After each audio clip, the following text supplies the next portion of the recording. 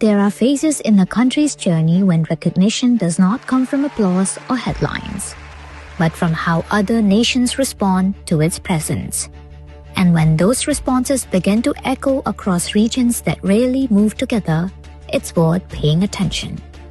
That is the moment India finds itself in today, with Ethiopia conferring its highest national honor, the Nishan of Ethiopia, on Prime Minister Narendra Modi.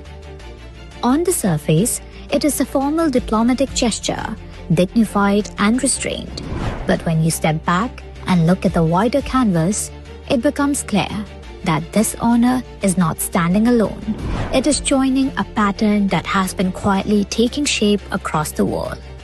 Because in 2025, 8 different nations have chosen to bestow their highest civilian or state honors on India's Prime Minister Narendra Modi.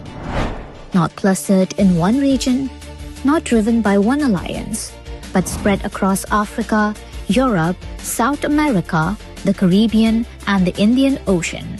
A spread that tells its own story without needing explanation.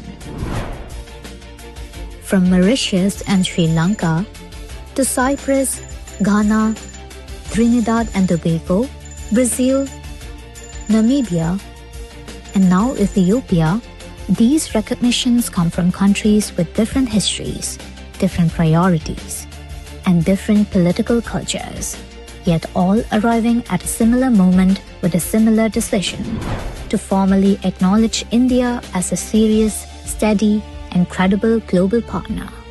And when this year is placed within a longer timeline, the picture becomes even more telling, because since 2014, India has seen its Prime Minister receive 28 of the highest national honors from foreign governments, a number that reflects not a sudden surge of attention, but a decade of sustained engagement, consistency, and trust built patiently over time. The significance here is not in counting honors or building tallies, but in what these moments quietly reflect: a growing ease with India's leadership, a steady respect for the positions it takes, and an expectation that India will continue to be present in the conversations that matter, not occasionally, but consistently. And when that recognition comes not from one bloc or one alliance, but from countries across continents and oceans, many of whom don't always agree with one another, it leaves a calm but unavoidable question hanging in the air.